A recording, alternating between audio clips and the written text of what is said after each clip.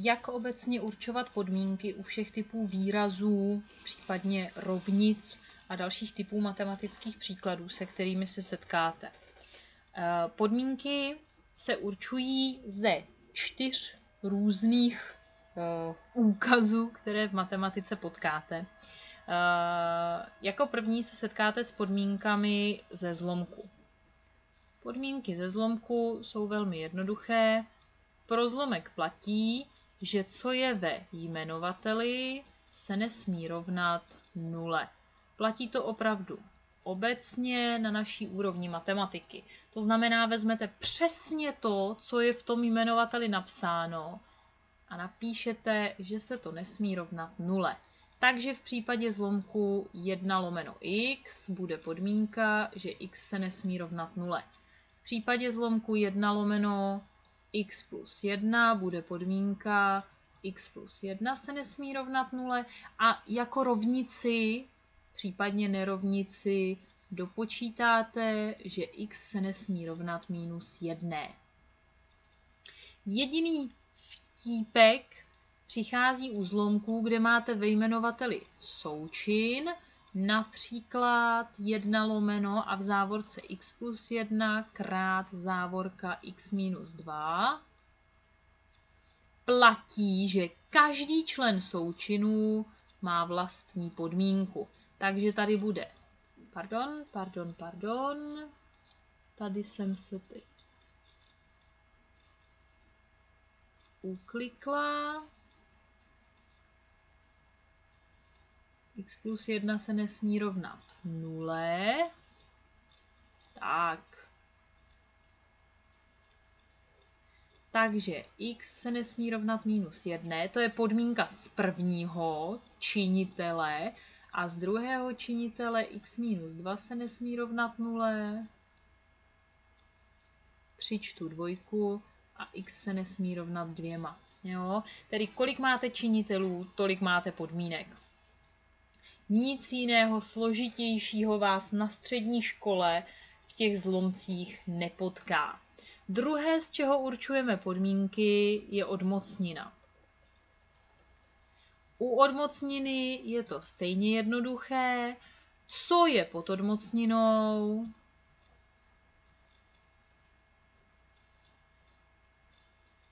Co je pod odmocninou?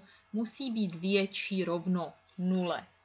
Zase platí u těch jednoduchých odmocninek, máme-li například odmocnina z x plus 3, potom podmínky, vezmu přesně to, co je pod odmocninou, nepřemýšlím, neřeším, je větší rovno 0, dopočítám tak, jak jsem zvyklá počítat i s těmi nerovnicemi a x musí být větší rovno -3. Zase tady platí trošičku jiné pravidlo, pokud máme pod odmocninou součin. Mějme odmocninu ze součinu x plus 3 krát x minus 1. Tak. Pokud si přesně to, co je pod odmocninou, přepíšete jako podmínku, tak zjistíte, že to vypadá podezřele podobně. Pardon, tady má být x minus 1. Podezřele podobně jako nerovnice v součinovém tvaru a je to nerovnice v součinovém tvaru. To znamená, u těchto podmínek vždycky bude nějaká parabola, do té paraboly vždycky budete dosazovat 2 nulové body a vzhledem k tomu, že chcete větší rovno 0, tak v tomhle případě řešení bude od minus nekonečna do -3 včetně, pozor, protože může být rovno 0, a potom od 1 do nekonečna, přičemž ta jednička je zase včetně. Pokud nevíte přesně, co jsem tady teď vytvořila, tak se podívejte na kapitolku nerovnice v součinovém a podílovém tvaru.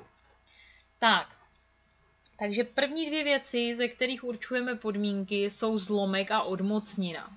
Další, z čeho určujeme podmínky, je logaritmus. Já si to tady smáznu, abych měla kam psát. A tak, jak jste měli napsáno zlomek odmocnina, pokračujeme slovem logaritmus. Pokud byste náhodou zapomněli podmínky pro logaritmus, vždycky je najdete v tabulkách na té stránce, kde máte logaritmy, ale platí, že argument, to znamená to velké, co máte v tom logaritmu, já vám to pak ukážu. Argument musí být větší než 0, základ, to je to malé čísílko, které tam máte, jo. Základ taktéž větší než 0 a ještě platí, že ten základ nesmí být 1. Co to znamená? Mějme daný obyčejný logaritmus, o základu řekněme 8 a v argumentu mějme x plus 3. Argument musí být větší než 0, to znamená podmínka bude x plus 3 je větší než 0, odečteme 3, x je větší než minus 3. Tady máme podmínku. Ty zbylé dvě podmínky, ty, které se týkají základu, obvykle jenom zkontrolujete. Málo kdy se stane, že byste základ, to je tady ta naše 8, že byste ho měli vyjádřený pomocí x. Samozřejmě pokud tam máte nějaký x, tak z toho podmínka skutečně bude, ale stane se to málo kdy. Jenom zkouknete, jestli to náhodou není menší než 0, nebo jestli tady náhodou nemáte jedničku. O nic jiného nejde.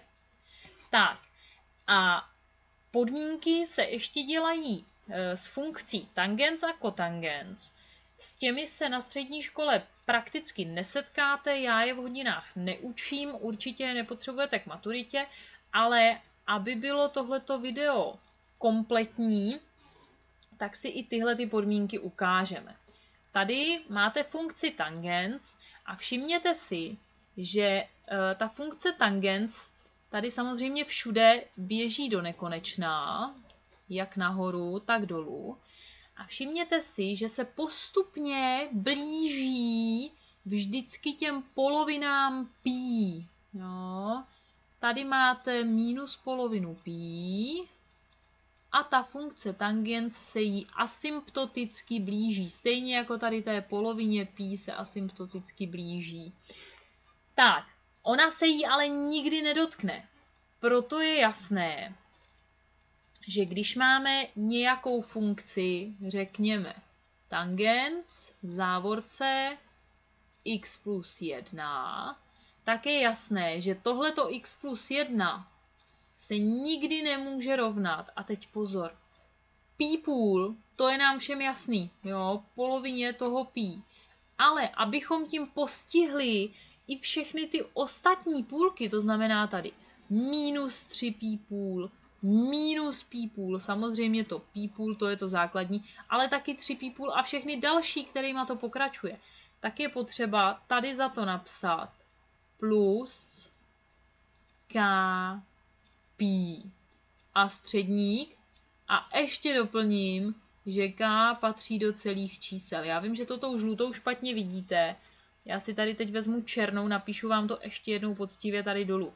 Takže podmínka pro ten náš zelený tangens x plus 1 by byla, že x plus 1 se nesmí rovnat pí půl, to je nám jasný, ale teď tady bude plus malé k, většinou dáváme k, kdybyste dali něco jiného, nic se neděje. K krát pí, středník. A já říkám, že to moje k patří do celých čísel. Já vám to hned vysvětlím. Všimněte si, že když já za tohleto moje k budu postupně dosazovat celá čísla, kdybych například dosadila jedničku, tak pí půl plus 1 mi najednou skočí na ty 3 pí půl. Kdybych za k dosadila 2, skočí mi to na 5 pí půl. To znamená, já tímhle zápisem vlastně postihnu všechny ty půlky, kde mi to nesmí procházet. Jo? A pokud teď chci upravit, normálně udělám minus 1, odečtu tak, jak jsem zvyklá, převedu na společného jmenovatele. Vůbec nic se s tím neděje. Jo? Funguje tady normální matematika. Úplně stejně samozřejmě bude fungovat kotangens. Já vám teď ukážu, jak vypadá funkce kotangens. Všimněte si, že tady je jeden rozdíl. funkce kotangens se nevyskytuje v celých pí a v nule. To znamená, tady ta podmínka bude ještě snazší. Máme-li kotangens x plus 1, pak to x plus 1 se nesmí rovnat. A ideální je dát tu nulu, to se nejlíp pamatuje, 0 a zase plus kpí. Kpí, kde k patří do celých čísel, tady funguje stejně jako v předchozím případu. Jo? A zase bychom jenom odečetli jedničku. O nic jiného nejde. Tyhle podmínky nebudete na střední škole potřebovat, nepotřebujete je ani k maturitě, ale dávám je sem jenom proto, aby video o podmínkách bylo opravdu kompletní.